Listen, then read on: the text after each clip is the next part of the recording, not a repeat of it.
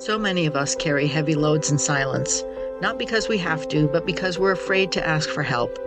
We fear being judged, rejected, or becoming a burden. But the truth is that asking for help isn't weakness, it's wisdom. It's how we build trust, deepen connection, and remind ourselves that we were never meant to do life alone. This week's episode is all about the opposite of last week's, of learned helplessness, and instead choosing to reach out, unlearning the silence, and embracing the strength of community. Hey friends, welcome back. I'm so glad you pressed play today. Whether this is your first time here or you've been walking this journey with me for a while, thank you for giving yourself this space. I know life pulls us in 100 different directions, and carving out even a few minutes for reflection and growth is a gift. So I want to honor you for being here, and anyone who may have shared this with you as well. Today we're diving into something I think touches all of us, and it's especially something that I have a hard time with, and that's asking for help. Or maybe, more honestly, not asking for help. We're going to talk about the opposite of something called learned helplessness, which is what we talked about on last week's episode. But this week we'll talk about why so many of us resist reaching out, and what it would look like if we actually leaned into interdependence instead of pretending we can do everything alone. And that's all it is, pretending. None of us can do this lifing thing alone, and we're not meant to. From the time we were cave people and had to rely on each other for food, warmth, and comfort, both physically and mentally, to now navigating the hard truths in our lives, whether it's your personal life, work life, or just the life of the world around us. There's a lot going on and way too much for us to carry alone.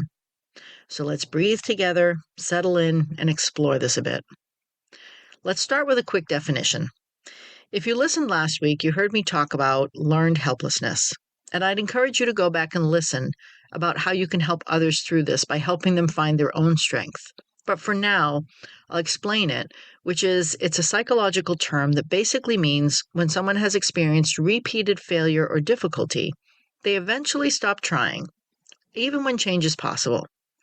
And it's compounded when we rescue and fix, which of course always comes from a place of love, but it doesn't necessarily help them grow or find their own independence. And then they get conditioned to believe, well, what's the point? Nothing will change. I can't do anything about it. Why even bother? It's resignation, and it's a kind of hopelessness that keeps us stuck. But I want to flip the script today, because the opposite of learned helplessness isn't just learned hopefulness. Some of us, including myself, feel the need to take everything on ourselves. And while I've gotten better over the years, I still tend to keep things to myself and try to figure out myself first before I share it with others. And I'll give you an example. Recently, I was away at a weekend with friends who've known me for over 50 years in some cases. And one of them was asking how I was doing. And of course, I gave the standard, fine. And she could tell that I was holding back. It honestly had been a rough couple of weeks for me. And as she said to me, I always know when you're dealing with something. You're full of crap when you say things don't bother you or that you're fine. And she was right. And while sometimes it is because I need to get a handle of things internally before I can share them, that's honestly part of my control. I think, well, let me get solid before I share. But sometimes you need to share and ask for help in order to get solid. But in the meantime, over these past couple of weeks, I've found myself not sleeping well, losing focus at even the easy tasks, and really easy to lose my patience and escalate my emotions. So much for getting solid, right? And there's actually a name for this pattern of not asking for help, even when we need it. Psychologists call it help-seeking avoidance. And it's when we hold back from reaching out, even though we're struggling, and know that support is available. Psychologists have studied this a lot in education, workplace, and mental health settings. And the reason it happens are layered, and the reasons behind it run pretty deep. And when I think about it, I'm the first one that will say, well, why didn't you tell me what was going on? Why didn't you ask me for help? And yet here I am, not doing exactly what I'm upset at them for not doing. Hypocritical much? If help is what we need, why do we resist it so much, even as we're telling others to ask for help? Well, here's 5 themes that show up when we dig into this question. The first is pride or the illusion of independence. Many of us were raised to believe that being strong means doing everything ourselves, Maybe we heard phrases like pull yourself up by your bootstraps or don't burden others with your problems. Don't air out your dirty laundry. And so we internalize this idea that asking for help equals weakness. But the truth is, independence is often an illusion.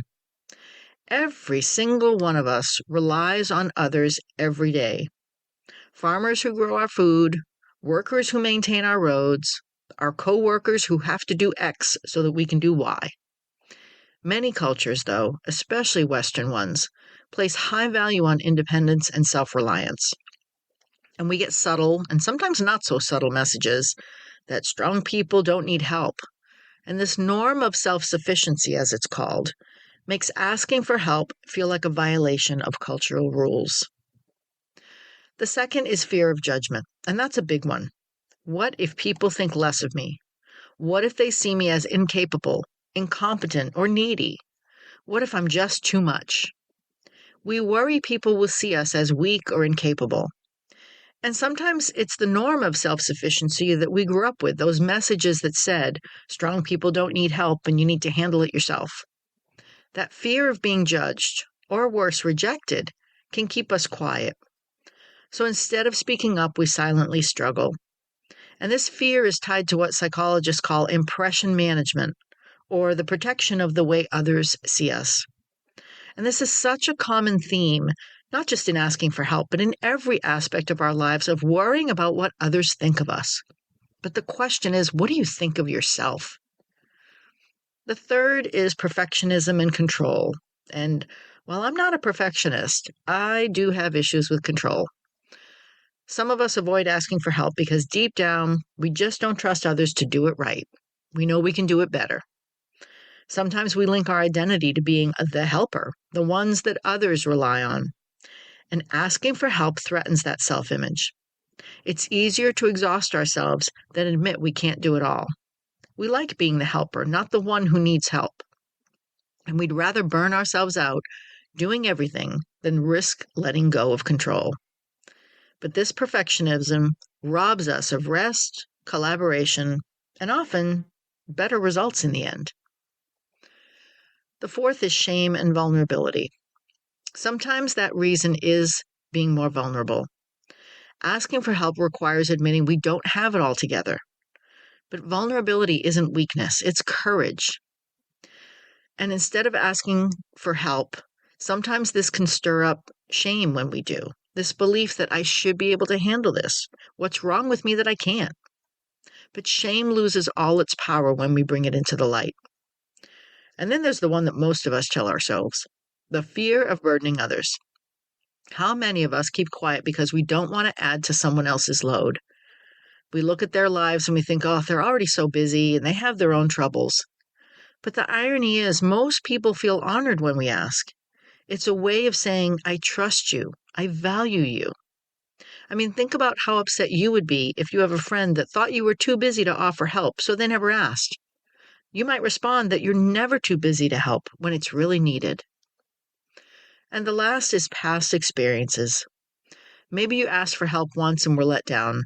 Maybe you reached out and someone used your need against you. Those moments when we did ask and someone let us down or made us feel small. Our brains remember that pain and decide we'd better not risk it again. Those wounds run deep and sometimes come from childhood trauma, so sometimes they run many decades long, and they teach us better to rely on myself. But if we let those old experiences define us forever, we never get to see that support is still possible. And the truth is that this help avoidance helps to create a vicious cycle. So what happens when we keep choosing silence? Well, we end up exhausted, overwhelmed, burned out. We struggle silently, like I was doing for the last few weeks. I mean, I was talking to some people, but I really wasn't unloading everything that I was feeling. And the load gets heavier, and we fall further behind. And then instead of asking, we double down on silence because we don't want anyone to see how much we're drowning. But the good news is that this is a learned pattern, which means we can unlearn it. And as we always do here, we can start small.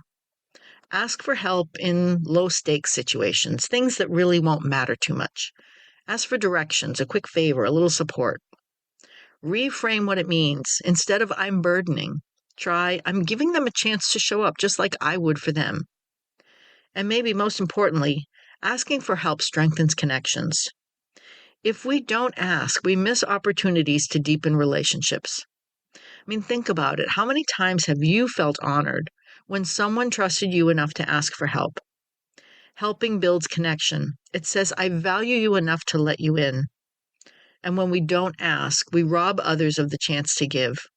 And we rob ourselves of the relief and growth that comes when we let people show up for us. In other words, refusing to ask for help isn't strength. It's self-sabotage disguised as strength. And asking for help builds trust. Your friends trust that when you say you're fine, you actually mean it. And they trust that when you need help, you will ask, and that you trust them to be there. So when we talk about the opposite of learned helplessness, it's not just resilience or grit. It's also about unlearning this avoidance. It's about choosing to reach out even when it feels uncomfortable, and trusting that connection is part of what helps us heal and grow. So how do we begin shifting this mindset? I want to suggest a few reframes of what asking for help may mean. Asking for help is an act of wisdom, not weakness. It takes strength to say, I can't do this alone. Weakness is pretending until you break. Asking for help is a gift to others. When we let someone else help us, we give them the opportunity to live out kindness, to feel useful, to connect, and purpose and service can feed their soul. Asking for help builds resilience. It doesn't make us dependent. It makes us interdependent. And interdependence is how humans thrive. Think of it this way. Even the strongest trees in a forest don't stand alone. Their roots intertwine beneath the soil, sharing nutrients and supporting each other in storms. And we are no different. And of course, knowing this is one thing. Practicing it is another. So let's talk about the small steps we can take. And by the way, you don't necessarily have to share all the gory details of what you're dealing with or going through. If you want to be a bit private, or you have to maintain privacy for other reasons, that's okay. You can still put these few suggestions into practice. So again, start with those low stakes help. Practice asking for something small, for some everyday kind of help. Ask a coworker to share notes from a meeting. Ask a friend to pick you something up at the store when they go. These small acts build the muscle of receiving, of allowing others in. Notice your inner dialogue. When you catch yourself thinking, I should be able to do this alone, pause and say, well, says who? Who decided that? Challenge those old narratives. Reframe the thought of I'm burdening them to I'm giving them a chance to care for me, just like I would for them.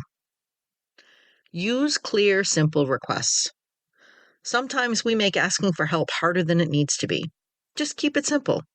Could you help me with this? Or I'd appreciate your support by doing blank. Most people will say yes. And if they can't or they say no, that's about their capacity, not your worth. So don't take it personally. Reflect on the cost of silence. Think about the energy you're burning by not asking. Think about what you're sacrificing, your peace, your health, your relationships. Let that motivate you to open up. Remind yourself that doing it all alone is not a badge of honor. It's a fast track to burnout.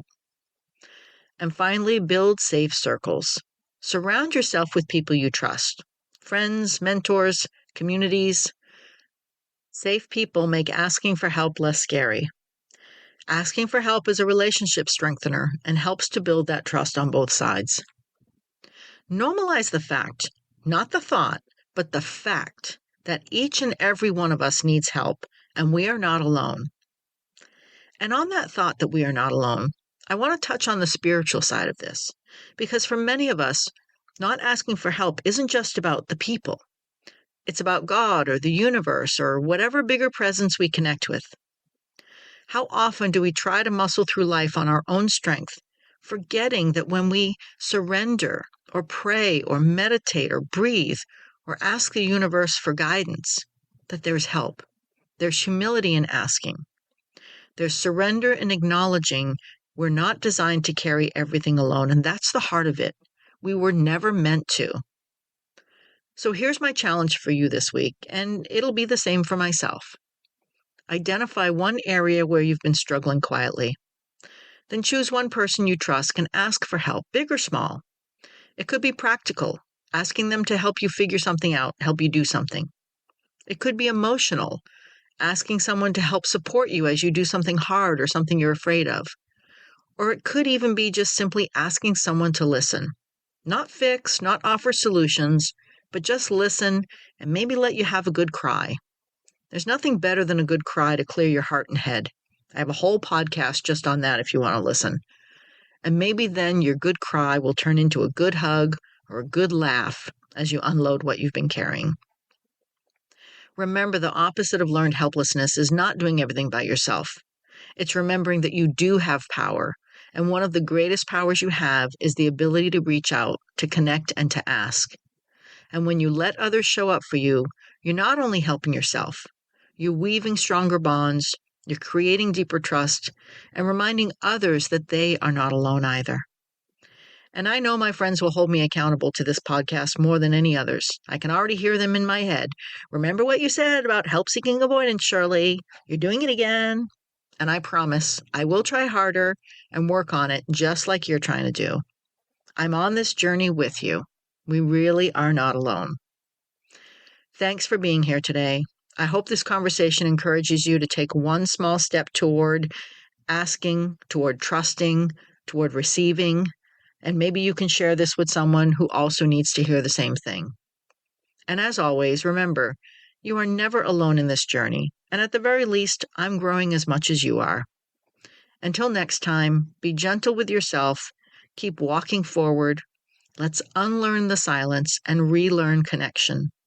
Let's help each other, and let's help ourselves to get through this life with more peace and support, little by little and piece by piece. This podcast is based on my own life experiences. I'm not a therapist, a psychologist, psychiatrist, or any other licensed medical professional. Please share this podcast with anyone you think needs to hear this so that we all move forward, little by little and piece by piece. And thank you, Purple Planet, for sharing your music.